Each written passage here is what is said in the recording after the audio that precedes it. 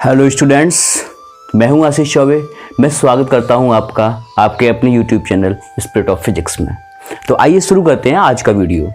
आज का वीडियो है, मैंने मेंशन किया हुआ है व्हीटस्टोन सेतु या व्हीटस्टोन ब्रिज। तो भाई व्हीटस्टोन ब्रिज होता है क्या है, हम ये समझते हैं। तो सबसे पहले ये समझो कि एक इंग्लैंड के वैज्ञानिक थे प्रोफेसर व्हीटस्टोन। इन्होंने एक ऐसे युक्ति का आविष्कार किया जिसकी सहायता से हम किसी अज्ञात चालक का प्रतिरोध ज्ञात कर सकते हैं। ठीक है, प्रोफेसर व्हीटस्टोन ने 1924 में एक ऐसी युक्ति का आविष्कार किया जिसकी सहायता से हम किसी अज्ञात चालक का प्रतिरोध ज्ञात कर सकते हैं। मतलब एक ऐसा चालक हो जिसका हमें प्रतिरोध ज्ञात ना हो, और हम व्हीटस्टोन सेतु की सहायता से एक ऐसे सेतु का आविष्कार किया जिसकी सहायता से हम अज्ञात चालक का प्रतिरोध ज्ञात कर सकते हैं। ठीक है, तो इन्होंने क्या किया, इनका सिद्धांत क्या था, प्रिंसिपल समझते हैं इनका सिद्धांत क्या था। सबसे पहले हम बताए दे रहे हैं, लिखेंगे नहीं, आप लोग लिख लेंगे इसको। इन्होंने 4 प्रतिरोध लिए और एक क्वाड्रिलेटरल, एक चतुर्भुज की भुजाओं पर उनको जोड़ दिया। तो समझिए कैसे जोड़ते हैं इसको। इन्होंने 4 प्रतिरोध लिए। इन्होंने क्या, हम 4 प्रतिरोध मानते हैं। 4 प्रतिरोध हैं P, Q, R और S। ठीक है, सिद्धांत समझ रहे हैं। 4 प्रतिरोध हैं P, Q, R और S। चारों प्रतिरोधों को हम जोड़ते हैं एक चतुर्भुज की भुजा पर, चतुर्भुज की भुजाओं पर। किस प्रकार से? चतुर्भुज आप लोग जानते हैं 4 भुजाएं होती हैं। चतुर्भुज में किसी भी शेप में हो सकती हैं। तो देखिए, हमने माना कि ये देखो, ये चतुर्भुज है, एक प्रतिरोध यहां पे जुड़ा हुआ है ये, ठीक है। दूसरा प्रतिरोध ये देखो जुड़ा हुआ है ये, है ना। और तीसरा प्रतिरोध ये देखो जुड़ा हुआ है ये, और चौथा हमने मान लिया एक प्रतिरोध ये जोड़ा गया है। Clear? Sorry, understand? P, Q, R, S, है ना।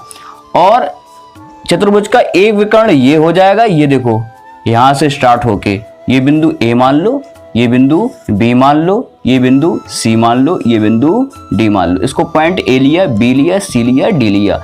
तो इसमें 2 विकर्ण होंगे। अब 2 विकर्ण कौन कौन से होंगे? एक तो विकर्ण होगा AC, दूसरा विकर्ण होगा BD। ठीक है, अब जो विकर्ण AC है, विकर्ण AC पर हमने एक सेल जोड़ दिया, ये देखो, ये जोड़ दिया सेल, और यहां पर एक की लगा दी, ये लो, प्लस माइनस। और जो विकर्ण दूसरा वाला है, विकर्ण VD, हमने यहां पे एक गैल्वेनोमीटर लगा दिया। क्या लगा दिया? गैल्वेनोमीटर। ये देखो, यहां पर भी हमने एक की लगा दी। इस की को ले लिया K1, इस की को ले लिया K2। ठीक है, ये व्यवस्था जोड़ी थी व्हीटस्टोन ने अपने ब्रिज में। ठीक है, ये गैल्वेनोमीटर है, ये है गैल्वेनोमीटर जी। क्लियर ना? ये व्यवस्था जोड़ी थी व्हीटस्टोन ने अपने ब्रिज में। अब हुआ क्या, अगर सेतु संतुलित है, सेतु कैसा है? संतुलित है। तो यदि सेतु संतुलित है, यदि सेतु संतुलित है, अगर सेतु संतुलित है तो उन्होंने एक शर्त दे दी थी कि P/Q इक्वल्स क्या होना चाहिए? R/S। अगर ब्रिज जो है वो बैलेंस है, बैलेंस की कंडीशन में क्या होना चाहिए? P/Q equals R/S। मतलब यहां से इलेक्ट्रिक करंट का फ्लो हो। अगर जो ब्रिज है कैसा? बैलेंस है, तो P/Q इक्वल्स क्या होगा? R/S। अब इसी चीज को हम समझेंगे। अगर P/Q इक्वल्स R/S हो जाए और किन्हीं 3 चीजें हमें पता हो, P का मान पता हो, Q का मान पता हो, R का मान पता हो, तो हम S का मान निकाल सकते हैं। या फिर P का मान निकालना हो तो Q, R, S का मान पता होना चाहिए। मतलब किसी एक का मान पता ना हो, 3 का मान पता हो, तो इस कंडीशन को अप्लाई करके हम वो वैल्यू निकाल सकते हैं। ठीक है, तो भाई कैसे किया था इन्होंने, अब इसको समझते हैं। थोड़ा डेरिवेशन टाइप का है ना। तो माना सेल द्वारा I धारा प्रवाहित होती है। मतलब जो सेल है वो कितना करंट फ्लो करता है? I धारा प्रवाहित होती है। जो सेल है वो धारा प्रवाहित कर रहा है I। ठीक है, सेल द्वारा I धारा प्रवाहित होती है। यहां से करंट कितना जा रहा था? I जा रहा था। कोई दिक्कत नहीं, जाने दो। जब इस पॉइंट पे पहुंचेगा तो करंट जो होगा वो डिस्ट्रीब्यूट हो जाएगा। देखो तो ऊपर मान लिया गया है I1 और नीचे क्या गया है I2। ऊपर क्या गया है I1, नीचे क्या गया है I2। तो इस वाले में भी क्या जाएगा I1 और इसमें क्या जाएगा I2। और यहाँ पे फिर से धारा कितनी हो गई I। यहाँ पे फिर से धारा कितनी हो गई I, दिख रहा होगा आपको। ठीक है, अब इसमें दो सर्किट बन गए, दो क्लोज सर्किट बन गए। एक तो बन गया ये, दूसरा बन गया ये। क्लोज बंद परपथ दो बन गए, यानी बंद पास दो बन गए। एक हो गया बंद पास ए बी डी ए, एक हो गया। ठीक है, बंद पास ए बी डी ए के लिए, बंद पास ए बी डी ए के लिए किरचॉफ का दूसरा नियम लगा दो। किरचॉफ के